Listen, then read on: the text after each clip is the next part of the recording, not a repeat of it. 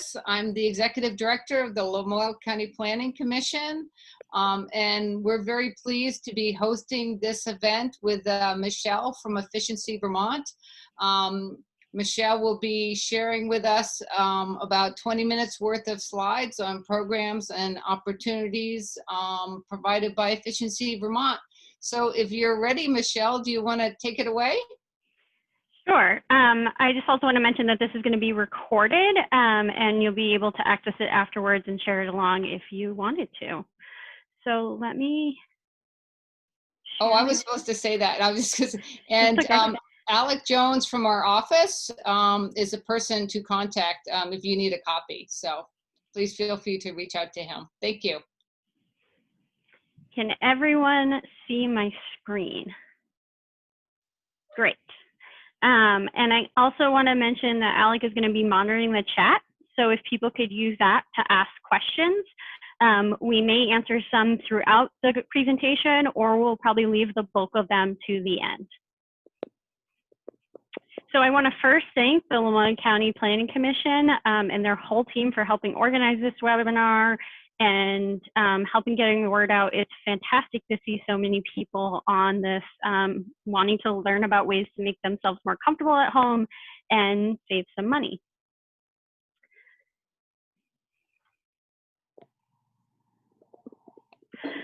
So I'm very excited to let you know that we have multiple experts on the call today that can help answer your questions at the end of the presentation. I'm going to begin with myself. My name is Michelle McCutcheon-Shore, and I'm a community manager at Efficiency Vermont. That means I'm not an engineer, but I spend most of my time talking to community members, learning about what barriers they're seeing and the opportunities they see to make themselves more comfortable at home, and also informing them about the programs and opportunities that we have. I'm going to ask that each of the other experts we have on this call unmute yourself and introduce yourself and your organization, preferably in the order that you're listed on the slide. So that would be Julia next, if you wouldn't mind unmuting yourself and introducing yourself. Sure. Hi, I am Julia Leopold. I'm from the Vermont Public Power Supply Authority, and I'm the communication specialist there. We help a lot of different municipal utilities all around the state. There are 3 municipal electric utilities that we work with in Lamoille County, and that's Hardwick Electric Department, Morrisville Water and Light, and Village of Johnson. So we help to offer incentives on behalf of those electric utilities. So if one of those utilities is yours, we're the people that you come to if you want a rebate for a heat pump or an electric vehicle. So I'm the person that you talk to if you're interested in those incentives. Thank you, Julia. Michael, are you on the call? Yes, if you can hear me. I can. Yep, great. Thank you. Okay, yeah, I'm Michael Lazorchak. I recently started with Stowe Electric, Manager of Regulatory Affairs and Compliance. And I'm here primarily to reach out to our rate base, but obviously I'm also very excited to collaborate with anyone that I can. So feel free to reach out to me, even if you're not a Stowe resident, and look forward to working with everyone. Jeff? Hi, my name is Jeff Monder. I'm from Green Mountain Power, and I lead our energy transformation program. We work with customers to help them reduce their carbon footprints, improve comfort, improve economics. And we work with both residential customers. So in the residential space, we do things like encourage heat pumps and heat pump hot water heaters. And we work with Efficiency Vermont on helping customers just understand their whole energy package and what their cost impacts are, what their environmental impacts are, and improve those things. We also work with our business customers and do a lot of the same things, but on a business scale. So that's what we do. Thank you. Thank you, Jeff. Jake? Yes, I'm Jake Brown with the Vermont Electric Co-op, and I'm an energy services planner. But what I really do is help promote some of the incentives that we're going to be talking about later today. And as you probably know, the ECU covers a pretty vast swath of territory, from I say Canaan to the islands and maybe a third of the way down the state. So we're a far-flung electric distribution utility and do serve parts of Lamoille County. And happy to talk to anybody about our incentives anytime. So thanks. I appreciate the opportunity to be here. Thank you, everyone. So I just want to give everyone a quick overview about what we're going to talk about today, and just say up front, it's a lot. And I don't want anyone to feel overwhelmed or that we're suggesting that you have to absolutely do everything on this list. It is simply a quick introduction of the different ways that you can do some upgrades in your home to make you more comfortable, save energy, and save money. So you don't have to start any specific way. It's really about what fits your needs. And a lot of what I'm going to give you is just a little taste of some more in-depth topics that you can always dive into with myself or the other experts on the phone if you want to pursue a project. Before we dive into there, I don't think we would be remiss not to mention the current state that we're actually in with COVID-19. And Efficiency Vermont and your utility have been working hard to create new programs and incentives to help with the economic hardship we're all facing as a result of this crisis. And so many new programs are being rolled out, honestly, daily. It's a lot to keep up with, but the great news is that everyone's here to really try to help you out the best that we can to make you more comfortable in home, save you money, and make sure that we're supporting the hardest hit sectors of our economy. And so I'm going to talk about the residential offers that we have kind of up front as a result of the COVID-19 crisis, but there's also a lot more going on if you're a small business owner or you run a farm. There's a lot of places where Efficiency Vermont and your utility can help you out, and I would always encourage you to reach out to us if there's other parts of your life that you think we might be able to help you out with. So here are some of the new offers that we've rolled out recently to help you save in your home. We have always had a financing program called the Home Energy Loan. Well, not always, but we've had it for a couple of years now. That's supposed to help you cover the upfront costs of making energy efficiency upgrades in your home. Depending on your income, these interest rates range from 0 to more competitive rates of around 4%, 5%. But right now, for anyone who accesses the loan to make upgrades in your home, we are covering the first 6 months of payment up to $900.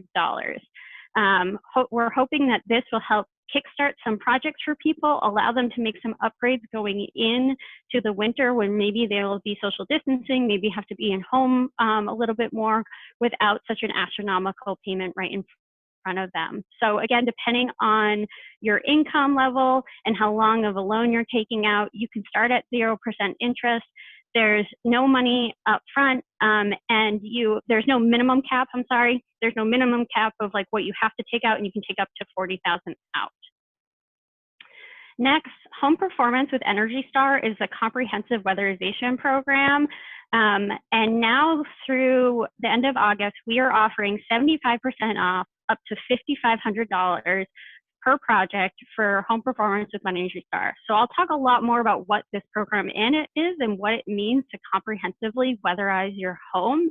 But it's important to know that in the past, we've had much lower incentives. This is really an unprecedented amount that we've ever had out.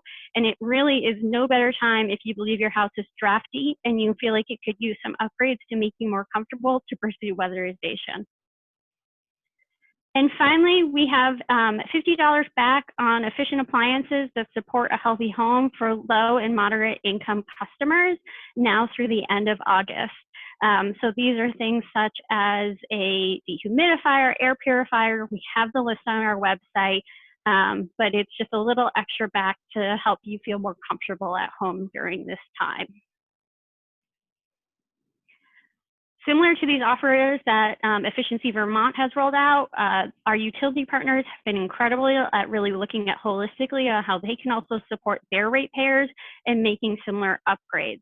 So on top of whatever Efficiency Vermont is offering, a lot of our utilities also offer an incentive. It will depend on your utility. Sometimes it depends on your income level, what exactly you qualify for. But I did want to throw up this table to show you that all these utilities on the call today have a wide range of incentives that can support you in your projects. They also have great experts that really can help you through this process. So everything from heat pumps to heat pump water heaters to electric vehicles, charging stations, electric mowers, and even beyond that. So if you're considering any of these projects, I really encourage you to reach out to them. And one final point about these additional offers, I always say you can't call the wrong person. If you call us or your utility, we'll be able to point you in the right direction of who can help you talk about and think about what your next steps should be. You can always call Efficiency Vermont, but depending on what type of project you're working on, it might be great to start with your utility as well. It doesn't hurt to ask if you're thinking about something, and just know what type of financial incentives and support are there for you. So now we're going to get into the bulk of the presentation. And off of what I was just talking about, these wonder incentives and support that's out there, I'm going to talk about even more experts out there that can help you complete a project and assess what's the best fit for your home. So starting off, just like I just talked about, Efficiency Vermont and the other energy efficiency utilities, which is Burlington Electric and Vermont Natural Gas, have incentives and experts there to help you consider what you want to take on in your next steps. And as I've mentioned multiple times, also your electrical utility. We all have people that can help you look at projects and determine what the next best steps are. In addition, select credit unions have facilitate our home energy loan, but then also have more traditional loan packages which you can use to apply to take on your project. Depending on what rate you can get and how much money you're taking out, sometimes it makes sense to go with the home energy loan, or maybe it makes sense to go with a more traditional home equity loan or another financing package that a credit union would have to help you take on the cost of these projects. In addition, it's really hard to basically do anything without talking to some expert that would help you execute the project. Efficiency Vermont has tried to compile a list of select contractors, designers, and other professionals that are committed to providing customers with the highest level of energy efficient services and expertise that you need to complete your project. You can work with other contractors for sure, but those listed on the Efficiency Excellent Network will be able to support you in navigating our resources, your rebates that you can access, and that sort of thing, and also help you best assess what you should be doing at your home to make you the most comfortable and save you the most money. In addition, I always say one of the least utilized or understood resources in a community sometimes is your local hardware store. These are people that help individuals every single day complete projects, and they also have all the products that you'll need to execute or purchase to make upgrades in your home. So we really encourage people just to go out and look for our Smart Choice Efficiency Vermont label or the Energy Star labels when making purchase at your local store, and also talk to the hardware store to understand what works well, what works best, what they've seen other people do. They may be able to point you towards other resources. If you don't have a great relationship with your local hardware store, or you simply don't have one, you always could get started by going to marketplace.efficiencyvermont.com. Here you'll find reviews of different products. We'll compare those projects for you and also help you identify a retailer nearby which you can make the purchase at. Finally, across the state of Vermont, we have weatherization agencies that help provide income eligible individuals with weatherization services. If you believe that you could qualify for these services, I highly encourage you to reach out to them. They're an amazing resource that will help you weatherize your home. I will warn you that wait times sometimes can be long, so it's great to reach out as soon as possible to learn if you believe you might qualify and see how they might be able to help you. I put up the map here with everyone's phone number, but you can also find it on the state website if you just Google weatherization agencies in Vermont. Also, if you give us a call with questions, we can certainly point you in the right direction and provide you with their phone number. Oops, sorry. Now that we've talked about some of the resources out there that can help you think about what projects are right for you, we're going to talk about some of the more nitty-gritty technical details, starting with weatherization. So what is weatherization? I feel like a lot of people think about weatherization in the winter, but it's really important to remember that weatherization can keep you just as cool in the summer as it can keep you warm in the winter. And weatherization has two components. There's insulation and air sealing. And without one or the other, you're not really doing the full job, and you could be potentially just kind of wasting money. So a great analogy that we love to use is a cooler. A cooler can be insulated all the way around, but if that top is not shut properly and it's not properly air sealed, you could be, all your food inside will still just get as warm. You'll have melting ice, all that kind of stuff. So you need to make sure that top is properly sealed down to make sure your insulation can work. The same thing in your home. If you have insulation done without air sealing, you're still going to be letting in outside air that isn't going to serve you in the best way. So doing a comprehensive weatherization project will make sure you get the biggest bang for your buck, as well as keep you warm in the winter and cool in the summer. So how do you get started with weatherization? So we have multiple different products trying to meet the customer where they're at in weatherization. The first is our income eligible programs, like I mentioned before. Oh, wow, I don't know. Sorry, guys. So sorry about that. Our income eligible program that the state agencies implement, again, if you think you could qualify, I highly encourage you to reach out to them. Then our Home Performance with Energy Star program, which I mentioned earlier, that qualifies for that higher rebate right now, will support in making you doing comprehensive weatherization, air sealing in your attic, in your basement, along with insulation.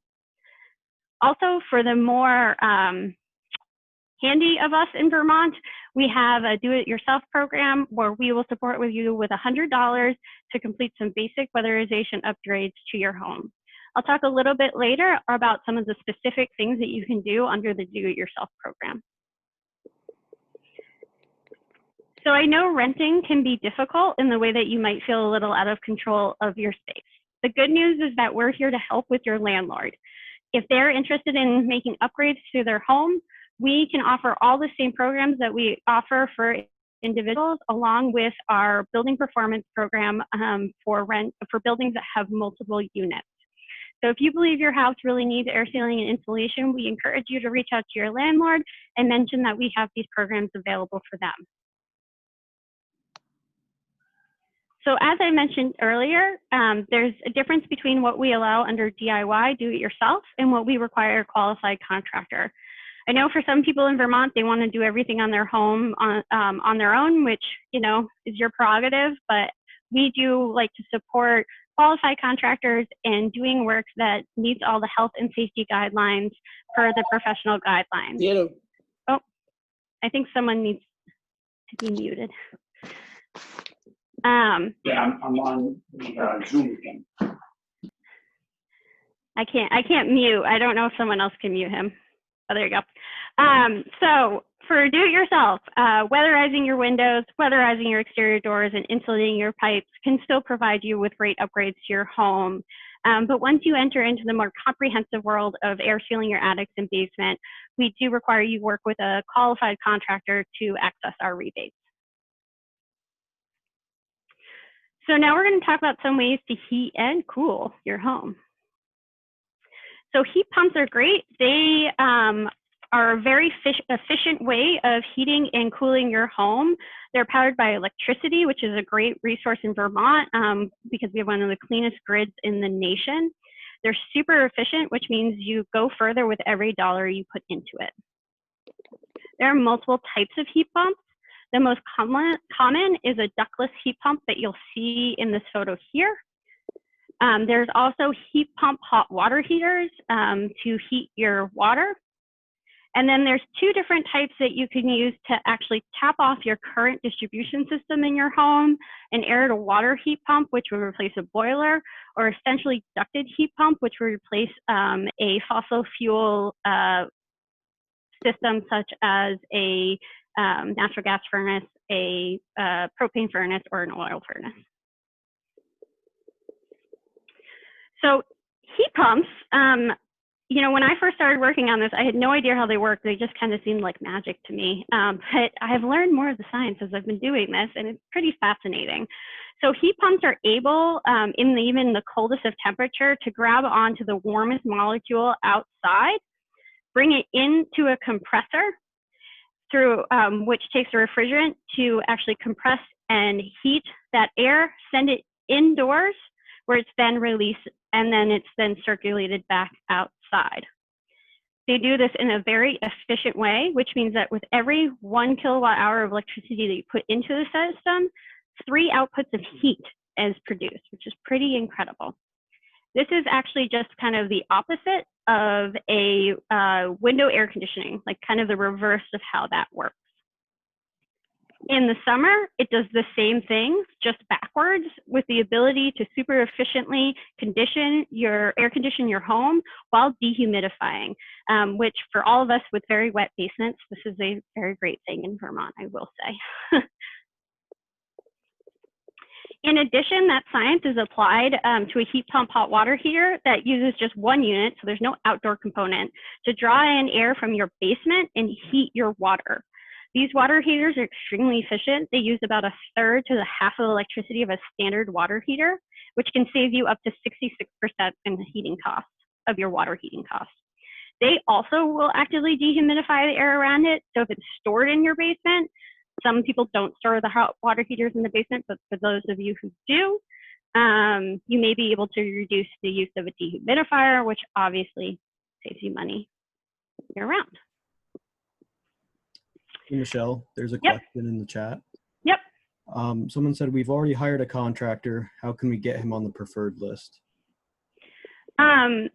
So he can do that himself if he reaches out to us, or you can give customer service a call and see if he's on that list. If he's not, if you know he's not, you can definitely speak to him and make sure he reaches out to us so that you can utilize the incentives. If you are not, if he doesn't register with us, then you can't access those incentives. But we've made it pretty quick. It can be about a 2-day turnaround to register with us.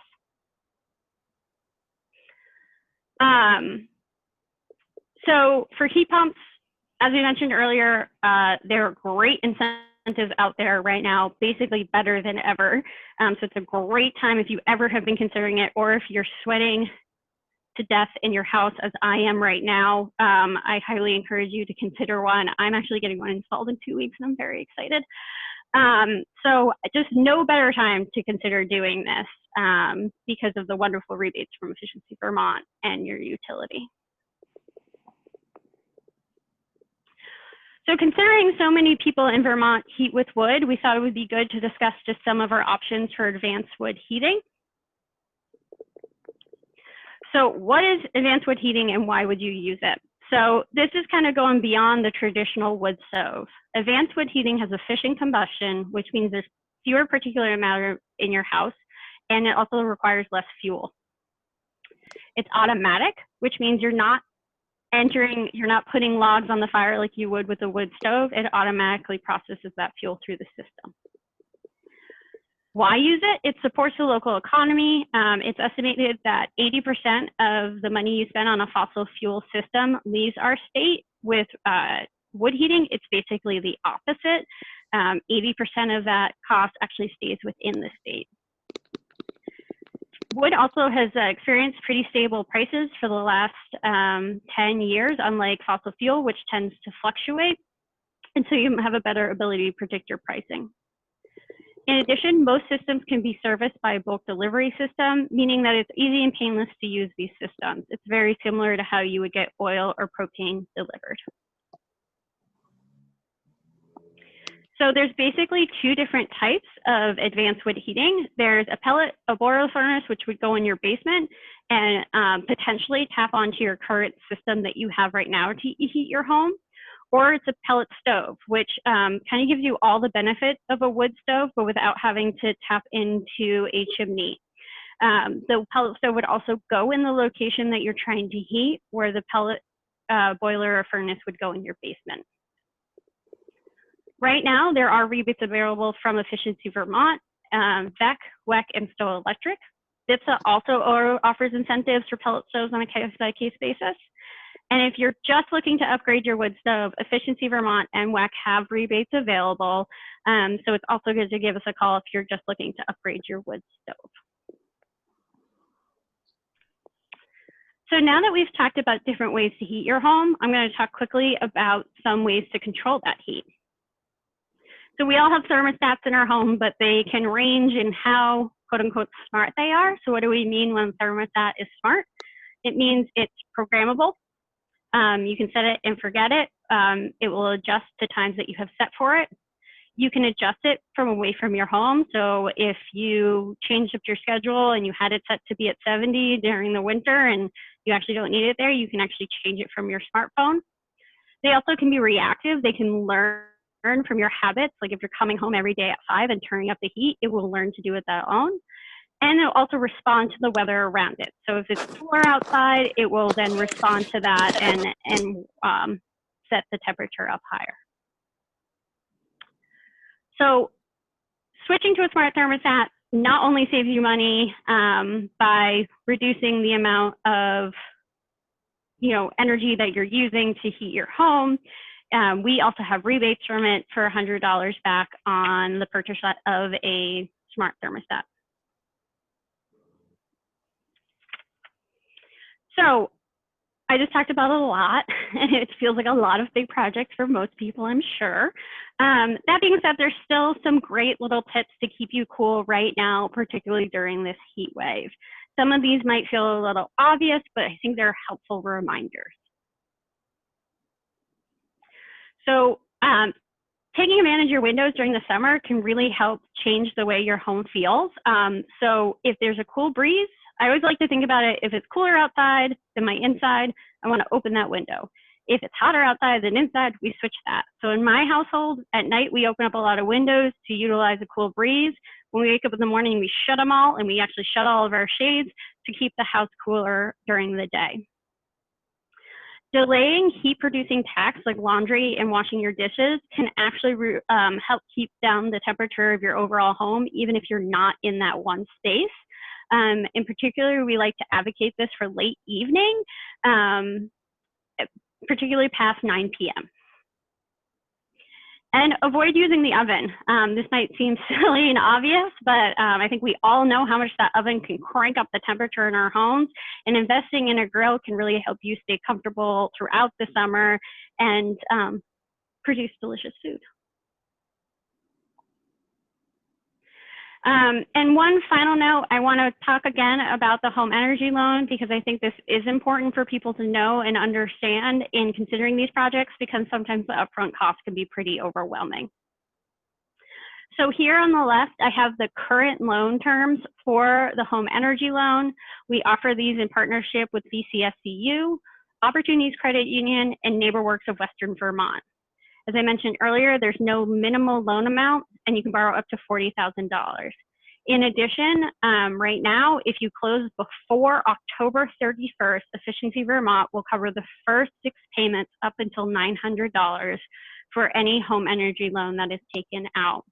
So just really no better time like the present to take one of these out.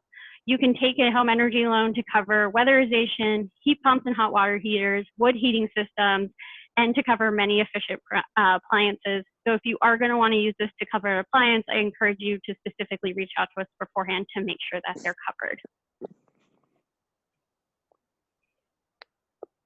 And I just talked about a lot, so I'd love to open it up to questions. I'm going to encourage everyone, all of our experts, to feel free to jump in whenever they feel like they should.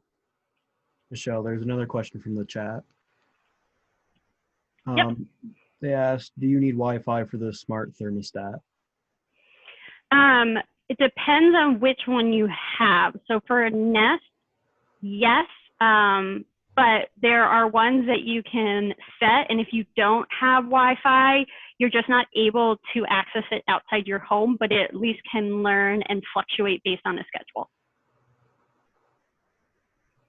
So it limits some of the functionality of it, but not all of it.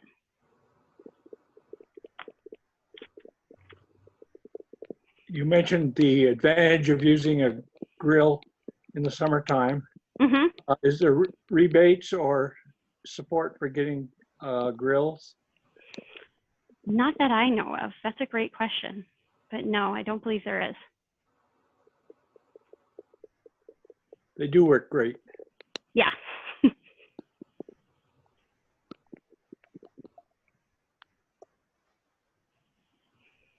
Any other questions? Anyone have something specifically that they've been considering at their home and they haven't pursued for a specific reason or issue that's in front of them? Yes, are replacement windows considered weatherization, and would that be covered? So windows are not, there's a lot of ways that windows can be upgraded that could be a part of a project, such as air sealing around them or possibly adding storm windows, but explicitly replacing windows are not a part of our weatherization program. Okay, thank you. Mm-hmm. Another I question. have Oh, an exterior door that's an old-fashioned door, very inefficient. Would that be covered to replace that door? So if you're going to do it yourself, you could do it with a $100 rebate. If you're going to do it as a part of a comprehensive weatherization program, you would need an expert to come out and tell you that that is the necessary upgrade that needs to happen in order to weatherize your home. Thank you. Mm-hmm. a couple more questions in the chat, Michelle. Sure. Do heat pumps truly work when it gets really cold? Several contractors have steered me away saying they don't work in below zero temps. I think it, you know, so yes, I will say I have them, my parents have them. They, you know, depending on what type you have, so if you have a centrally ducted one, it's going to go to all their rooms. I think the people that struggle sometimes are with the mini splits that are in a specific room and maybe the heat's not moving around as much. So it's not that they don't work. They just might not be as effective as some people believe they would be if they're not exactly in the room that they want. And so we do encourage people to keep a secondary heating source. They work great if you currently have a pellet or wood stove, or as we do, we have our heat pump will tap off of our natural gas system. And my parents have it with a wood stove and they love it. It's going to reduce your cost. It's going to help dehumidify your basement. It is going to keep a more steady temperature in your home. There are a ton of benefits. So I definitely would not say they don't work. I just think that when it gets super, super cold out, it's helpful to have a secondary backup source. Yeah, I can jump in if that's okay. I was going to say, yes, I was going to say, Jeff, I'm going to call you, go for it. So heat pumps work great. And the kinds of heat pumps that we place in Vermont are called cold climate heat pumps. So they're designed to work in particularly cold climates. Their effectiveness goes right down to like 5 below zero. But what happens is after you get down below like, 10 degrees or something like that, they start to become a little less efficient, then they start to work harder. So for the typical cold climate heat pump, which is called a mini split, where there's a condenser outside, and then there's an indoor unit that heats and cools a room, we kind of recommend, in fact, not just recommend, it's essential that there be some form of a backup heating source. Now, there are some new kinds of whole building heat pumps that are efficient way down to 22 below zero. And when you look at those kinds of units, you can actually, in a very well insulated, efficient home, have just that heat pump as your heating source. But having a backup heating source is never a bad idea. Having a backup heating source like a pellet stove or a wood stove or something like that is a great way to get your comfort up in a particular room or a particular part of the house and also have a backup heating source.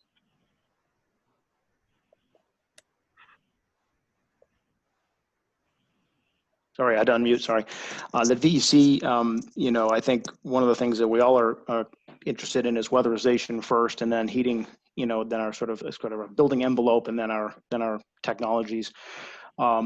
VEC and I think others are offering an additional $150 off of heat pump on our heat pump incentive, which we just recently bumped up to $600 from $300, so timely there. But $150 extra if you have done some weatherization, and there are various criteria. So just know that it can couple up, and you can increase your incentive if you take care of some weatherization ahead of time. VEPSA can add to that and say that same goes with regards to weatherization. We also have an adder to our heat pump rebate. So the base rebate is $400 and you can get an additional $100 if you are weatherized. We do have some specific criteria for weatherization, but any of those weatherization criteria can be met by going through Efficiency Vermont. So it's nice that we have some folks that we can point you to pretty easily. I would also like to add that I think that this is interesting about heat pumps. So I used to be a meteorologist, and I took a look at the temperature threshold of when it becomes more cost effective to use a heat pump versus use your backup fossil fuel. And that temperature threshold will depend on your electric utility and your rate that you're paying, but it tends to be like in the teens. And if you think about it, in Vermont, we're cold in the winter, but we don't have that many days where the temperature doesn't get out of the teens. So I just thought that was interesting that yes, it gets really cold here. Yes, you absolutely should have a backup heating system. But most of the time, you will find that operating your heat pump will be more cost effective and more efficient than operating your fossil fuel heat. I've got just a question relating to a few of the dates. I know you mentioned, I think it was either August or October for the full home Energy Star weatherization. And I think I heard an October deadline maybe for the energy loan. Are those deadlines to get the process started, or are those deadlines for like the entire project needs to be completed by that time in order to claim a rebate? My wife and I are looking at, only beginning some renovations for energy components, early fall, probably at the soonest. Yeah, so I won't bore you too much with getting into how our budget works, but with the weatherization side, in theory, you can access those through 2020, but we have a limited budget that's kind of winding down this year. So we've placed the 831 as our first moment to take a look at how many projects we have and how many have been completed and what budget we have left. So it's entirely possible that those amounts will last through 2020, particularly given that 2 months is really hard for a lot of people to get projects done. Just for it's about like 230 projects that we can fund at this current level. But after 831, we will assess. So there's no guarantee after 831 that the current rebate level will still be there, but there's a strong likelihood. After 2020, our funding source for weatherization will change dramatically, and it definitely won't be at the same level come 2021. For the home energy loan, you need to close on the loan before October 31st. And you should be closing on that loan before you do your project, because you're going to want to get your loan to get the money to pay for it. So that for sure needs to be done before October 31st. But if you're using it to weatherize, I can't really see a scenario where you would want to close on your loan later than that to pay for it. Thank you. Yep. Michelle, someone asked, the additional financial incentive for heat pumps, does that apply to Hardwick Electric Company as well? I think Julia said yes. I don't know if it came through. There you go. Yes. Yeah, I think that's referring to the heat pump incentive that I was talking about, the $400 for the base rebate, and then the additional $100 if you are in a weatherized building. Yes, that applies to Hardwick Electric Department customers. Other thing to just point out is that is per outdoor condenser. So if you get a mini split and you have multiple heads indoors, but only one outdoor condenser, it'll be one rebate. If you get multiple condensers outdoors, then it applies to each outdoor condenser, and the weatherization adder applies to each outdoor condenser. So it'll be the additional 100 per condenser. Hope that explains.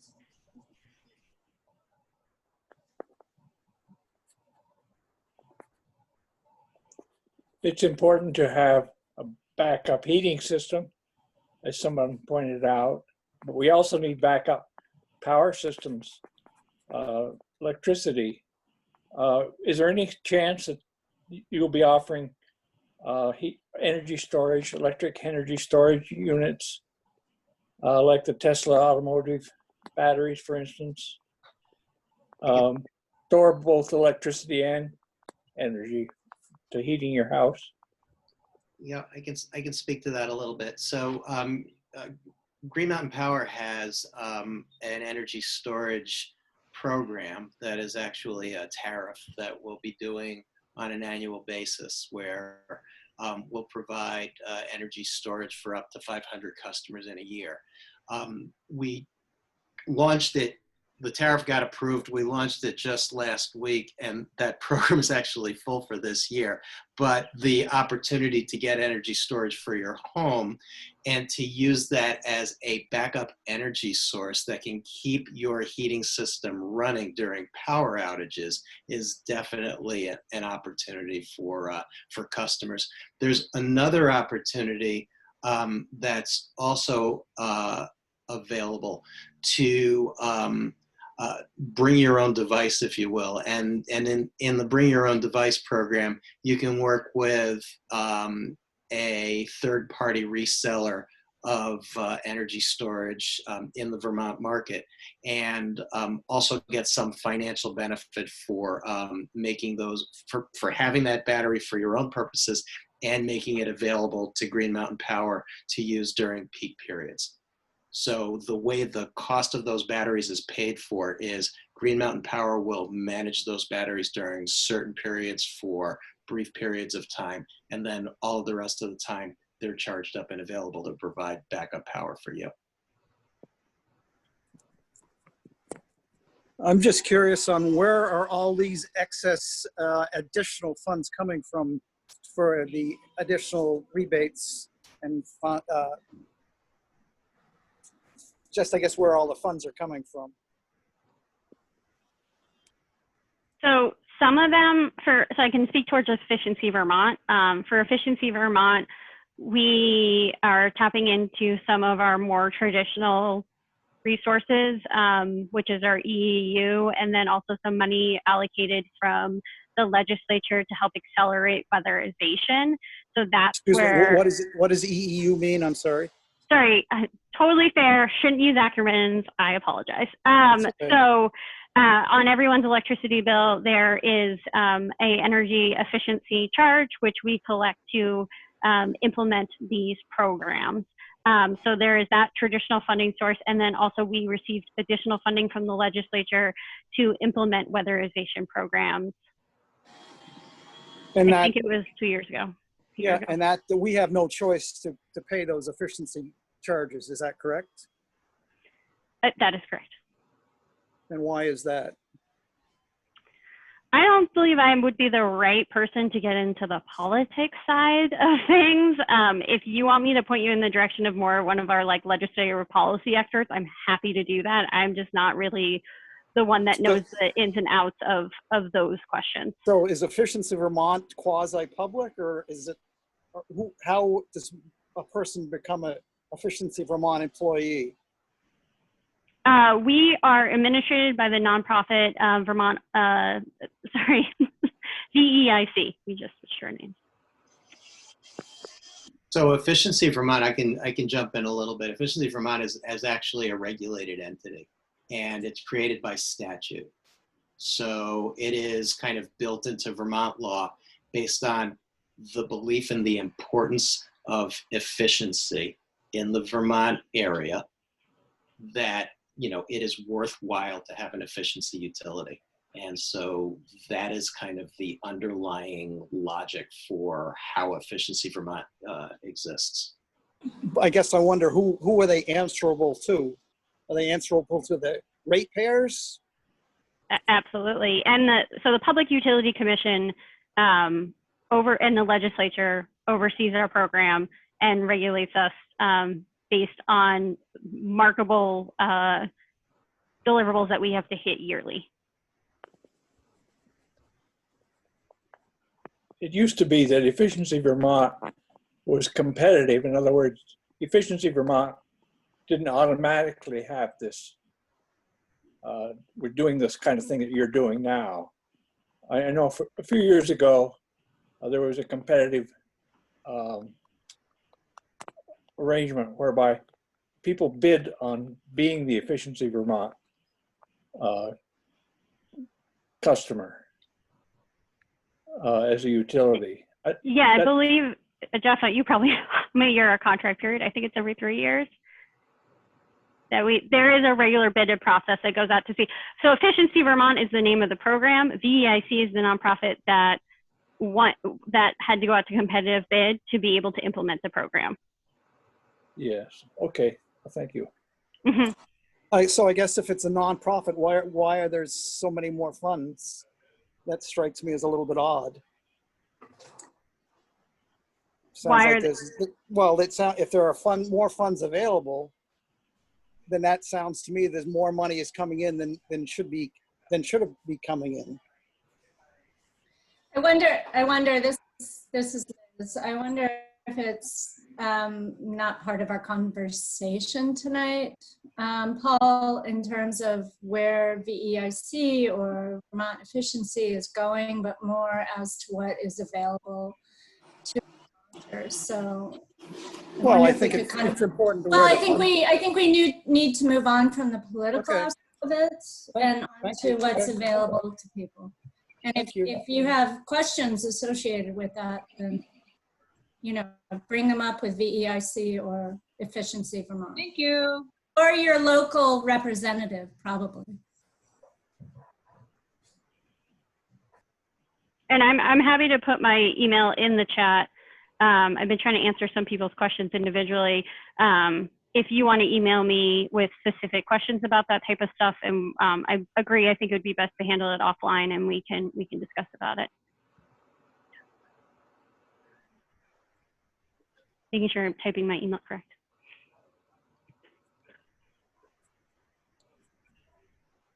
Just getting back to the battery question that was raised a few minutes ago. VEC will be offering a bring your own battery or bring your own device. To the degree we have any VEC members here, they may be interested. Probably in the next couple of months, we've done some analysis, and it would be a system in which you would bring a device to the table, and we would offer a bill credit in order to be able to talk to that device and use it in peak shaving. So, and as Jeff mentioned, the rest of the time would be available to you for for power outage use. So just keep an eye out for that. We'll be making an announcement. I'm thinking in the next couple of months, maybe toward the end of the summer. Does that mean that the co-op is still pursuing backup at the substations? That's a good question, and I can't answer that, but I'd be very happy to get back to you about it. I'm not close enough to the substations to know, but I'd be very happy to get back to you about that. Thank you. Yep. Sorry, I can't help. I've got a couple more questions in the chat. One, can HEC customers apply for the Green Mountain Power storage option in future years? Yes, each year the tariff allocates 500 customers can buy into the program. And there's a question on the chat about how much it costs. The cost of those batteries is $55 a month, and you get 2 Tesla Powerwalls. Each of them has 13.5 kilowatt hours of storage. So that'll carry your home in a backup situation for several days, the typical home, and it depends on how much energy your home uses. But that's about it. I think just to clarify, I think this person was asking about whether Hardwick Electric customers can apply for the Green Mountain Power storage option. And again, just for some clarity, because Hardwick Electric is a separate utility from Green Mountain Power, Hardwick Electric customers would only have the opportunity to opt into programs that Hardwick Electric is running, which are currently going through VEPSA. And again, because we're separate from Green Mountain Power, that doesn't mean that you would be able to cross over and tap into that particular program. VEPSA has been looking into battery storage. We have not yet found a way that works economically for our municipal electric utilities at a residential level. Our municipal utilities are community owned, so they're nonprofit. So we do have some different funding sources compared to Green Mountain Power. But what we are finding is that there are opportunities for larger scale batteries to be employed. So that's something that we're currently looking into, but just given how quickly the landscape is changing, I would say I wouldn't be shocked to see something change in the future. So if you are a customer of Hardwick Electric or Morrisville Water and Light or Village of Johnson, I would definitely just say to keep checking in with your utility and keep checking in with us as our incentive offers may change down the road.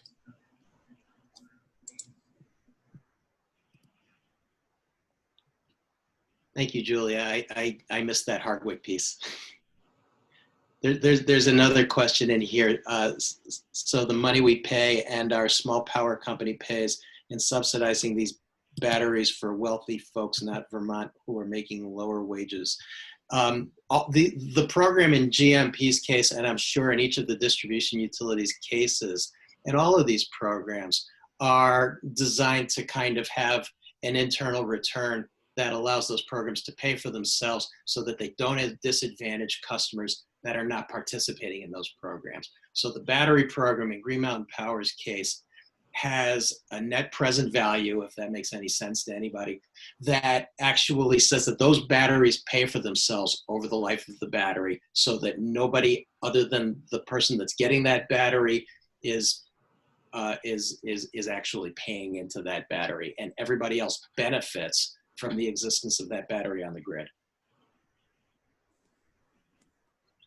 And that goes for all of the rebates that your utilities offer. At least, you know, I don't want to speak for other utilities, but for VEPSA's utilities, we base our rebate incentive off of the ability of that incentive to be paid back over the course of the lifetime. So if you install a heat pump and we give you a $500 rebate, we're saying that the utility can actually recoup that $500 over the 10 years that you might have that heat pump in place. So that way, it kind of eliminates some of that subsidization concern, so that your neighbor isn't paying for the rebate that you're getting from your community-owned utility.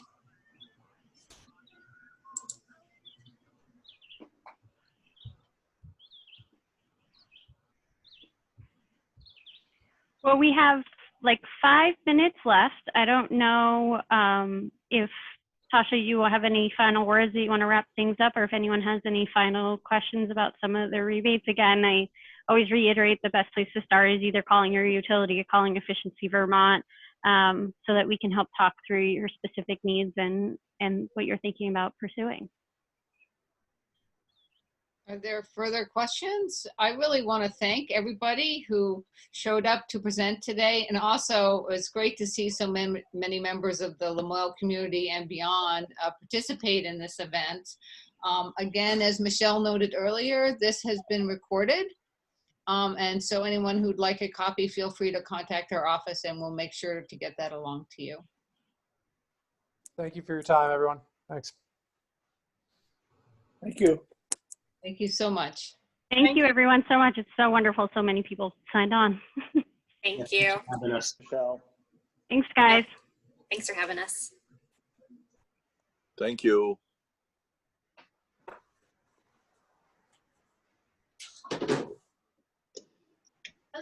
Driving somewhere. Yeah, it is.